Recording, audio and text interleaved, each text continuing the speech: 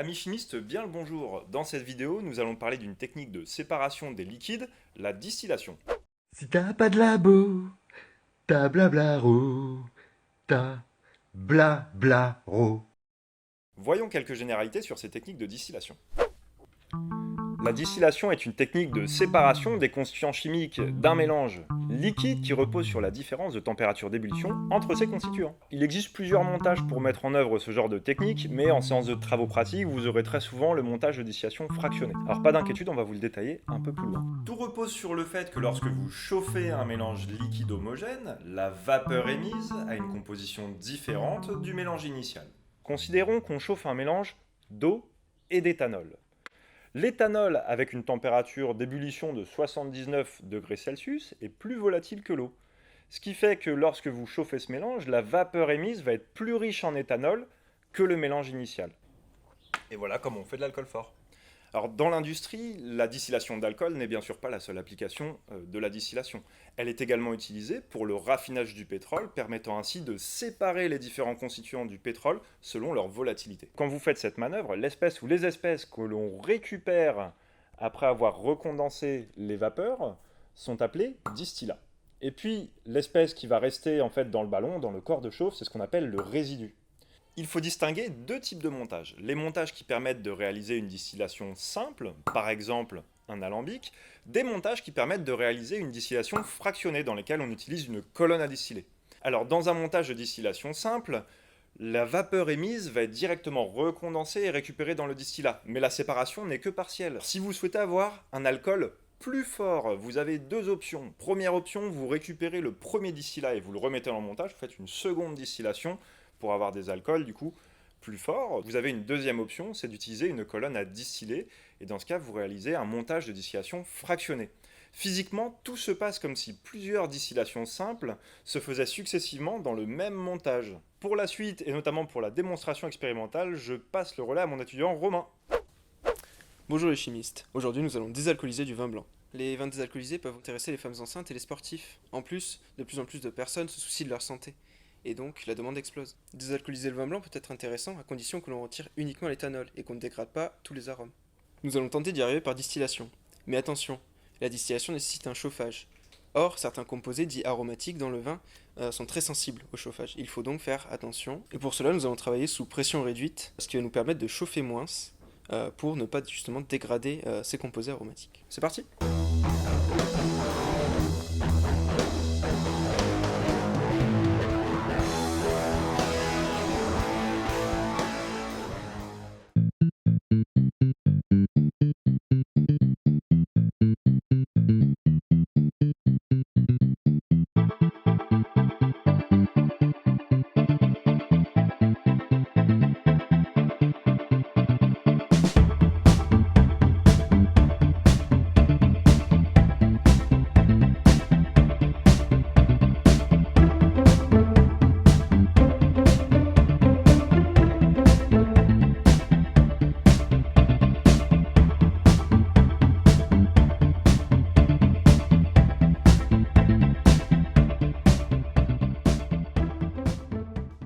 Maintenant que Romain a fini de mettre en place le montage de distillation, on va vous donner quelques petites précautions à suivre. Alors, pendant la distillation, les vapeurs qui émises par le mélange en fait, vont monter dans la colonne. Au fur et à mesure de la montée, je l'expliquais tout à l'heure, elles vont s'enrichir en composés le plus volatile. Et puis en tête de colonne, on a placé un thermomètre en fait, qui mesure la température et qui va permettre de se faire une idée de la composition du mélange qui va se recondenser dans le réfrigérant. Quant au distillat, pour choisir donc quel récolteur on utilise, nous allons nous fier aux températures en tête de colonne et à chaque départ ou arrivée de palier de température, nous allons changer de récolteur. Et bien évidemment, ne buvez pas le distillat. Autre chose très importante, les pinces 3 doigts. On a placé deux pinces 3 doigts ici, donc leur rôle c'est d'assurer une stabilité pour le montage, mais rappelez-vous, elles ne doivent jamais serrer la verrerie. Dans notre cas, ce qui va nous intéresser, c'est le résidu, qui va être donc notre vin désalcoolisé, et nous pouvons garder le distillat à des fins analytiques. Alors quel facteur joue sur l'efficacité de cette séparation ? Eh bien, il y a deux choses importantes. Alors la première, c'est la différence de température d'ébullition entre les composés que vous souhaitez séparer. Plus la différence de température d'ébullition est importante, plus les composés seront séparés de façon efficace. Et l'autre paramètre sur lequel vous pouvez jouer, c'est la hauteur de votre colonne. Plus ma colonne est haute, plus la vapeur aura le temps de s'enrichir en composés le plus volatiles, et donc vous aurez une meilleure séparation. Le montage de distillation est désormais terminé. Nous allons pouvoir éteindre le chauffage dans un premier temps, puis abaisser le chauffe-ballon et laisser refroidir à température ambiante. Alors rappelons-le, l'objectif de la manœuvre, c'est de désalcooliser le vin, mais sans perdre les molécules qui ont des propriétés intéressantes au niveau du goût, de l'odeur, de la couleur, etc. Donc Romain a réalisé 3 types de dosages. Les résultats sont groupés dans le tableau que vous voyez ici. Et en fait, ce que ça montre, c'est qu'au niveau de la désalcoolisation, ça a bien marché. Et pour ce qui est des ions fer et de l'acidité, si on tient compte du volume qui s'est échappé du résidu, eh bien, on se rend compte que les quantités sont bien restées constantes. Donc on n'a pas perdu ces composés-là. Mais n'oublions pas qu'en ce qui concerne le vin, la meilleure analyse qui soit reste quand même la dégustation.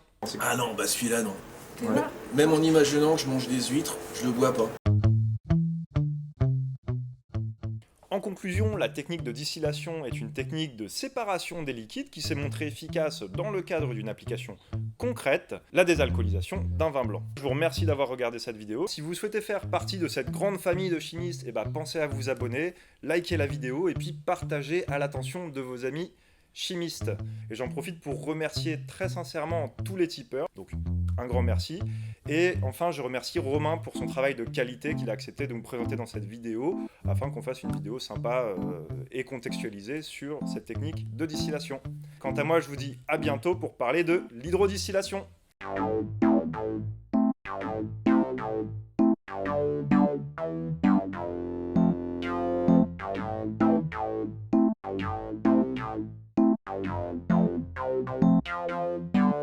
Si vraiment j'avais envie de me fracasser la tête, je le boirais, ça c'est pas un problème. Bon, les mêmes 2 heures après. Alors c'est des vins sans alcool. Ce sont des vins sans alcool, ouais, ces deux-là.